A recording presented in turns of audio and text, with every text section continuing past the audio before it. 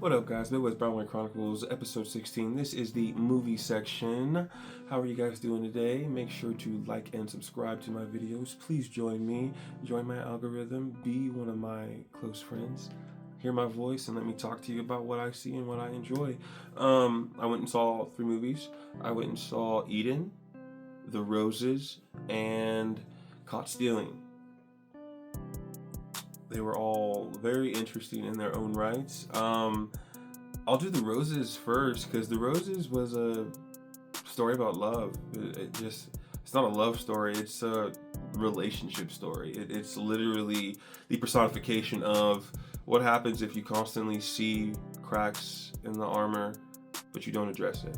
What happens if you find a way to tell yourself everything's okay but you know you're screaming internally? What happens if you love someone so much you're afraid of throwing all your burdens onto them, forgetting that they love you too, so they want to take them and help you work through them? It was really funny.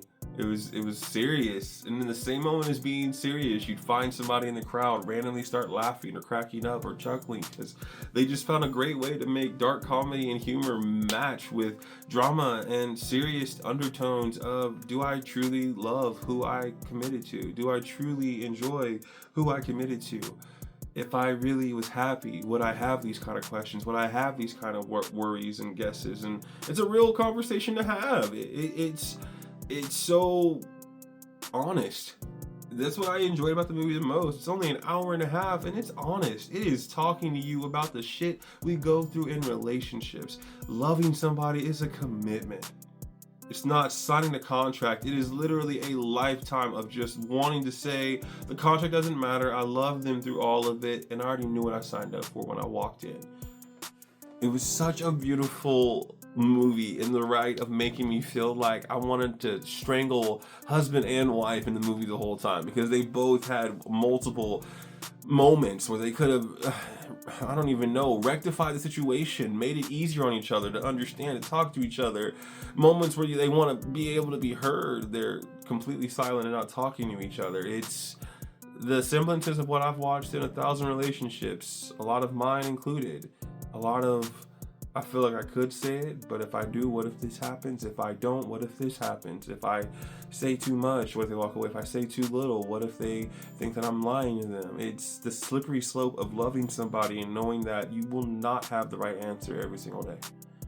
You will not know what to talk about every single day. You will not know how to address your own feelings every single day. But at the end of it, making a choice to look at somebody and say, without you, it'd be even harder to do all those things as it is. So I need you here. And that movie was so fun to watch. Hour and a half. Benedict Cumberbatch, who I've seen in so many serious roles, Star Trek Into Darkness and Doctor Strange, and doing roles where it's like he has to be a very strong-willed man with a certain face. And I just saw a man who was just going through the motions and wanting to know how much he mattered. And his wife, I can't think of her name right now, she was wonderful in her lead role, funny and honest, and in the same boat, asking herself why you don't see me anymore. Success doesn't mean you forget about who you love and why you loved them, does it? But in this movie, it makes you question, like, what if it really does? What if I can strive and help you chase your dreams and want to be there to support you, but then I can lose myself getting hurt by watching you achieve your dreams and me being left by the wayside? It's the constant debate of, do I want somebody who I'm in love with to chase their dreams and have me in their corner? Or do I want them to always be in my corner and just be there for me? I'm torn watching that movie because I'm a man who would love more than anything for my wife to chase her dreams and be the superstar I know she is. But I also think to myself, if I had a dream that was bigger than both of us, what would I want to do? What would I feel like being? Would I want to shrink myself and let her do whatever she wants, or would I want her to shrink herself and let me do whatever I want? Is there a compromise? Does it work out that way, or does somebody always end up feeling less or more than one another? So it tackled so many questions, and I sincerely wondered. I went by myself, so I really do wonder people who went there with their significant other and everything, because let's be fucking real, guys. This is America, and it's bad across the world, but in this country, a lot of relationships are based off of just not wanting to be alone, not wanting to be at home with no one around, the room that's just empty, a house that's just empty. And I applaud you for wanting to have love and wanting to actually find that. But I also ask you, are you putting that effort in for the right person? Are you loving the right person? Are you giving them the effort that they actually deserve out of you? Or are you telling yourself the bare minimum's good enough? Because if you are, man or woman, wake the fuck up and give love the right way. That's what The Roses said. Good ass movie. Go watch it if you're a wonderful couple, want to laugh. If you're somebody who wants to talk about love but can't speak about it, just go watch that damn movie. It was really cute. I really liked it. Next one I'll talk about is Eden. Limited release in theaters here in Wichita. I actually couldn't see it, and then I found out it was on an AMC Scream Unseen, so I went and saw it at Regal Theaters here in Wichita. It is not a bad movie at all. It's more what you think it sounds like. It is the Garden of Eden. It is a piece of paradise, but the biggest caveat is it's not created yet. So your Garden of Eden, your Garden of Eden, my Garden of Eden, their Garden of Eden, what does that look like? What does your utopia look like? What does your paradise look like? This movie took that idea and said what they think is peaceful, what they think is bliss, and what they think is peaceful and what they think is bliss are three completely different things, and they're all in the same space. It took a space and made it feel like this space belongs to me, not you or not you, but wait, this belongs to me, not you or not you, and then it becomes a triangle of deception, a triangle of questions. Who's right, who's wrong, who's more willing to do the things that they know they shouldn't have to, take back what belongs to them, or so they say. It was a really cool movie set in older times, and I thought the most clever part was, I won't spoil too much, but the original couple that's on the island, they have their idea of bliss. They have their idea of what zen and what breathability and peace looks like. And it's not eating meat, it's living off the land, it's meditating, it's all these things. And they meet a family that decides to come to the island because they believe in what this couple has already done. They want to have their own piece of Eden, if you would. But the only problem is, they want to live life differently. Not by them. They're not coming in to take their space or take their land. No, they want to build away from them, ways away from them, not even close to them or anything. But what would you do if your idea of paradise and Eden is conflicted and misconstrued by their idea of peace and what Eden looks like? You've lived so hard perceiving yourself as this being good enough until you see a family that came in the same way you two did with nothing, make it look better than you did with what you already have. You grew a garden, it was only 2 feet tall, 3 feet tall. They've been there for 2 years less and their garden's already 5 or 6 feet. You build a really nice hut with straw and with bamboo, and it looks decent enough and it can hold out rain and everything. They built a whole ass house. Used straw and sticks and molded it and everything. Got cabinets and chairs and tables. So then on what side do you feel like you're not doing it right? You're not doing it the way that I do it. You're doing it your way, but your way isn't the right way. My way is the right way. Or so I think.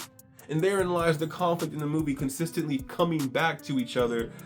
Why does it feel like I've been living harder than I have to? And they've only been here half as much time and they're living easier. That's not fair. And then there's another person who wants to come in and build a hotel and do all these other things. And now you got conflicting ideas and personalities and plots and plans. And it equals a very decent movie. I think it's a very, very good movie. And it's going to question your sanity. If you wanted to be somebody who wanted to really go live off the land, be independent and actually own everything that was around you. Let me see how that looks if you do that, but then you don't own the whole land. So somebody else comes to where you are and forges their own life that's more fruitful and bountiful than yours. How you gonna act? This movie put that conversation to the test. And it honestly was not surprising to me at all how it went down and how people reacted to each other, how people treated each other, and how things had to unfold. It was almost an inevitability watching the movie instead of a surprise. And that's the conversation of what being human looks like, unfortunately. But yeah, Eden had a crazy cast. Jude Law, Vanessa Kirby, who was just in Fantastic Four, Sydney Sweeney, who I just talked to you guys about in Americana, Daniel Bruhl, if you know Marvel, he played the Baron whatever guy in Captain America Civil War, who got everybody to fight, the reason that Tony finds out about Winter Soldier, I can't think of his name, Bucky, killing his parents because of him. That guy, Daniel Bruhl, is an amazing dad in that movie. Ana de Armas is good in that movie too. Very star-studded cast, and they did a wonderful job. Yeah, Eden was worth it. And then the last one I went and saw was Caught Stealing with Austin Butler, Zoe Kravitz, Liev Schreiber, Vincent D'Onofrio from The Sopranos. Not The Sopranos. Oh my God. He's from Law and Order and other things. You know what I'm talking about, though. But it also had a star-studded cast. Action Bronson, the rapper who got skinny but is now chunky again, is in there too. Like, it had some really good actors. It's the one out of the three that I didn't know what to expect. The other two were pretty textbook. You could see from the Roses commercials it was going to be about a couple going through the motions. You could see from Eden it was going to be about a world they weren't a part of until they were. Caught Stealing was literally caught stealing, but it didn't describe what that was. It didn't make sense about what was going on in the movie, but it was a really fun watch. It was a very high energy, high octane movie. You probably got 2 minutes between scenes of something really happening that's important for the movie. You don't get to blink in this kind of movie because things are moving so fast. A lot of moving parts and a lot of people who have their hands in the same cookie jar is how I would say it. It was fun. Caught me off guard. I definitely got sad in parts that I did not expect to be sad in. You're gonna fall in love with a really fluffy gray cat. You're welcome in advance. It was just really cool. It was really fun. For what Austin Butler is, and I love Austin Butler already, I think his range is impeccable already. I've seen him in too many different movies now. Dune, last year, the biker movie he was in,